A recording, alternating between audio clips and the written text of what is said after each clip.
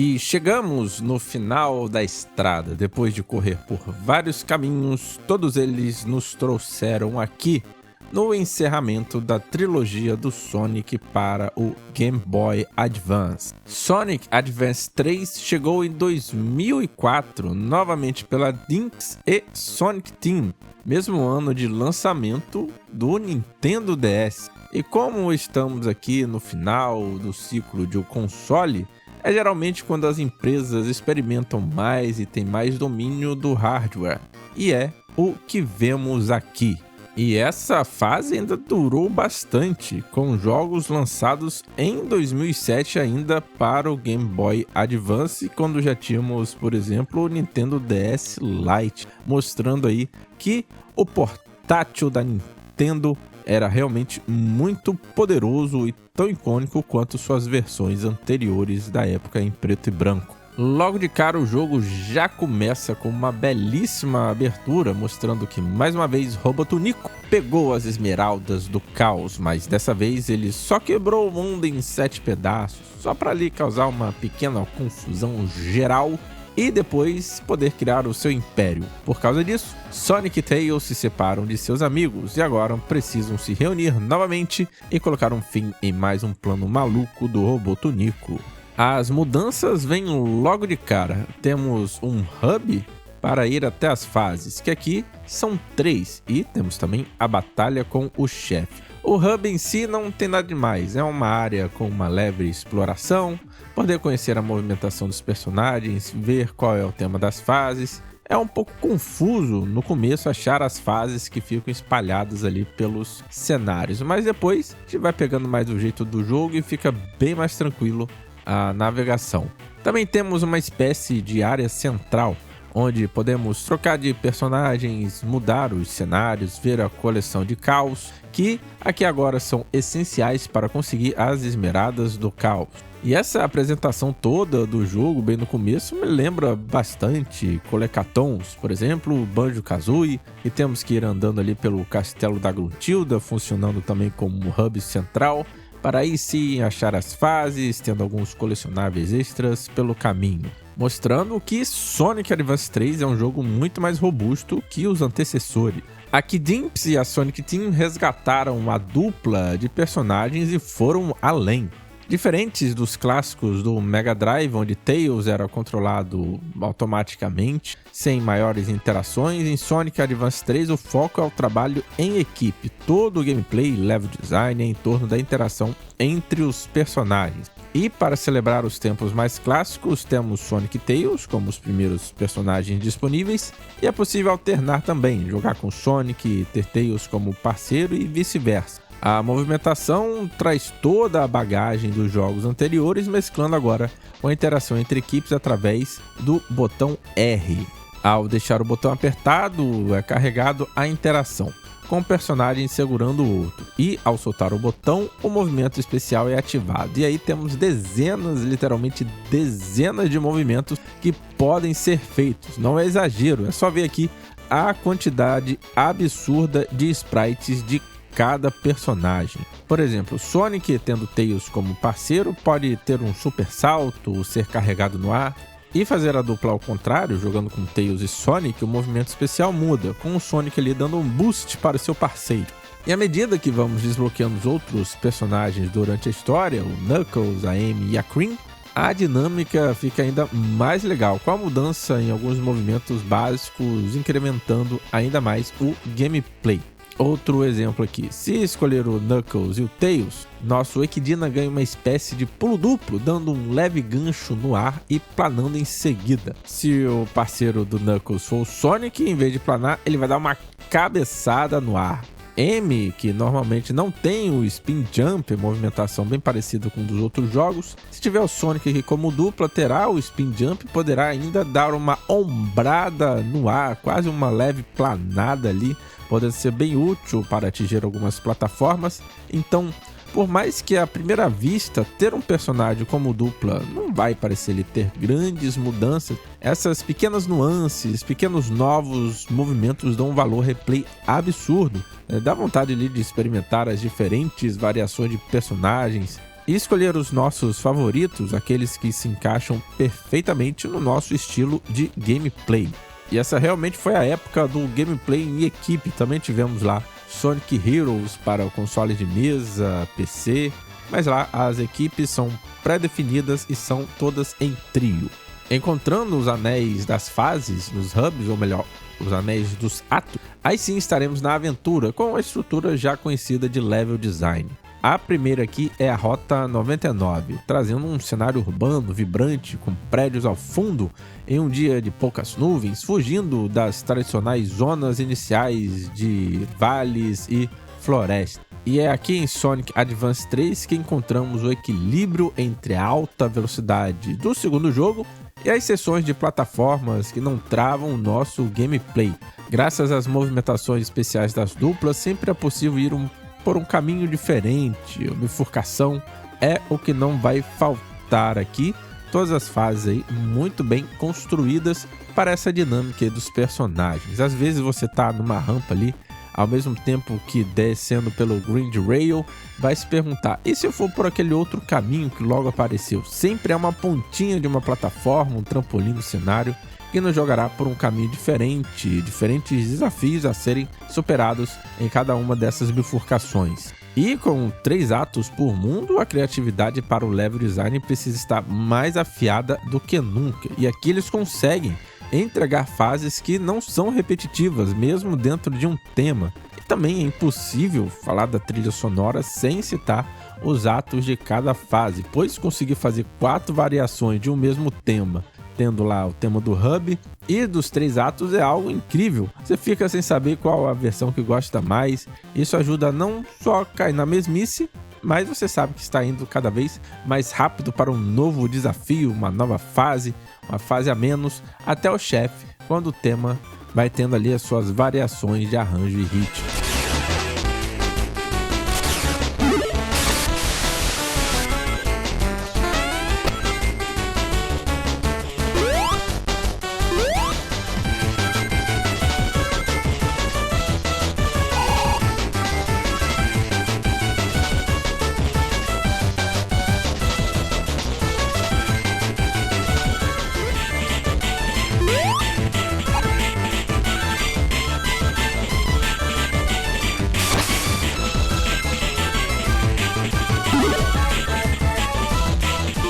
E a música vai pegar forte no coração quando chegamos na segunda fase, a Sunset Hill, uma Green Hill ao pôr do sol. Ela traz uma aura nostálgica, mesmo para quem não é tão ligado aos jogos clássicos ou à franquia de Sonic. Além de uma referência, é também uma reverência ao início da franquia, lá na era 16 bits no Mega Drive. A fase é belíssima, com o pôr do sol ao fundo em meio a cachoeiras e árvores, exaltando aqui a outra característica que vamos ver bastante nas fases, que é a verticalização. As fases possuem caminhos que sempre vão nos jogando cada vez mais para o alto ou mais para baixo. E como a Dimps aqui também não poupa em buracos, o ideal é sempre tentar fazer a rota pelo caminho mais alto possível. Caso se a gente cair, vamos cair uma parte mais baixa da fase. Então a frustração em despencar aqui nem foi tanta, devido ao aprendizado, acho, também lá em Sonic Advance 2, e também aqui dá uma amenizada, entre aspas, com a verticalização das fases. E elas são tão engajantes que a gente até esquece desse detalhe muitas vezes. Porém, a Dimps também traz os espinhos inesperados, inimigos fora da tela, que retornam aqui.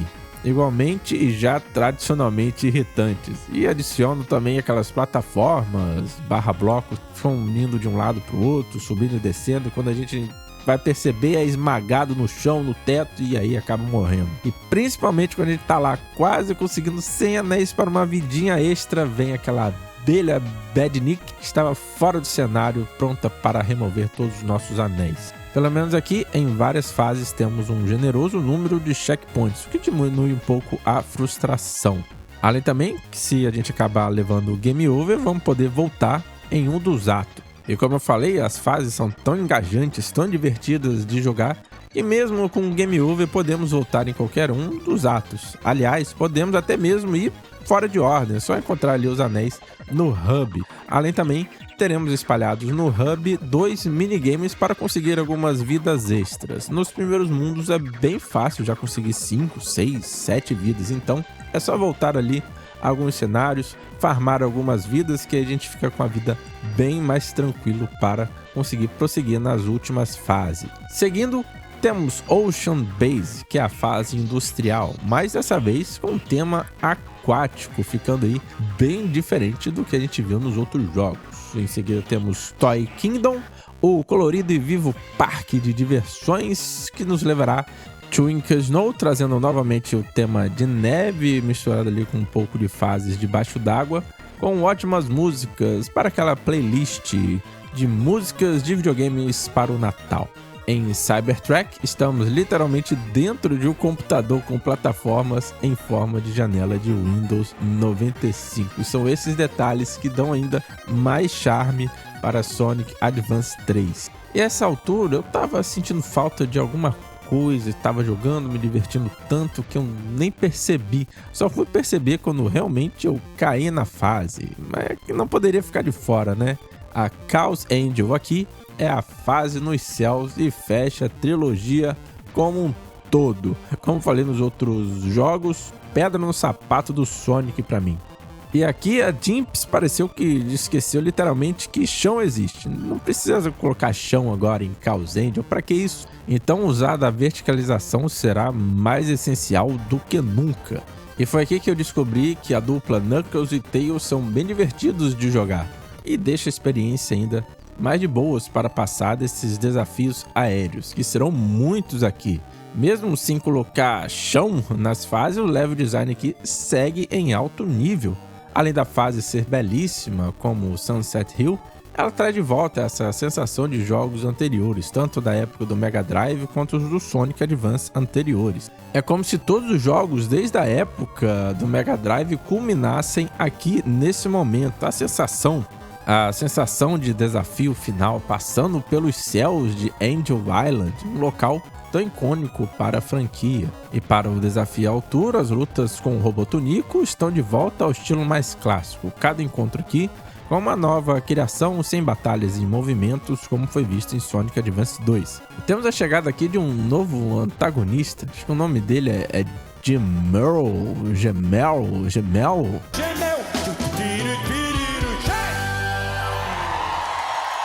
Que é um novo robô, fazendo às vezes aqui de um subchefe. Ele também se acopla na criação ali do Robotonico, podendo atacar em conjunto, e que vai se mostrar ainda mais poderoso na batalha final se coletarmos as 7 esmeraldas do caos, com direito até mesmo uma dupla bem provável.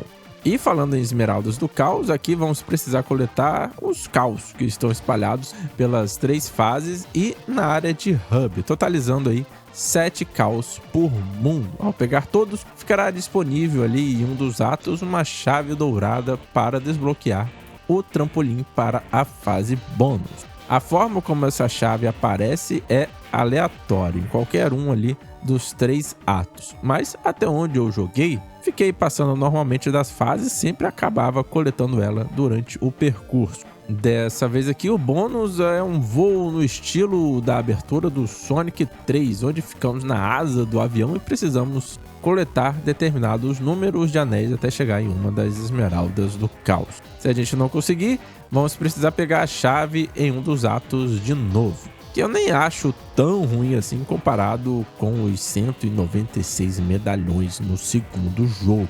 E ainda é possível ver quantos caos coletamos no hub central do jogo, bem útil caso fiquemos perdidos e sem saber quantos ali estão faltando. E ficou de fora aqui, já que estamos falando de caos, o Tiny Cow Garden. Mas como o jogo está tão robusto, tem tanta coisa nova aqui de gameplay, level design, uso de sprites, que todo o espaço do jogo foi orientado para essa parte, eu acredito. Com direito até mesmo a vozes, cada personagem ali solta 3 ou 4 palavras durante o nosso gameplay, dependendo do que acontece com os personagens. Mas quem está de volta é o multiplayer, com os minigames lá, com 4 cartuchos, podendo jogar também com apenas um cartucho. No modo um cartucho é o capturar o Cal, onde teremos que encontrar um dos Cals escondidos pelas fases ali e ficar segurando o personagem até o tempo acabar, e quem ficar com o personagem ganha. Para isso teremos que usar os ataques e derrubar os Cals dos nossos amigos e ter a chance de vitória. Já com os 4 cartuchos, o modo corrida retorna. Nada muito diferente também do que vimos nos jogos anteriores. Apesar da Dimps não desistir de ficar colocando buraco nas fases, inimigos fora da tela, Sonic Advance 3 é um jogo sólido, belíssimo, com uma trilha sonora empolgante, gameplay muito divertida, com essa ótima inserção da dinâmica das duplas. É um jogo que merece ser mais lembrado e celebrado. Um grande fechamento para essa trilogia no Game Boy Advance. Espero que tenham gostado do vídeo. Se gostou, deixa o like e se inscreva no canal e nos vemos no próximo. Até lá!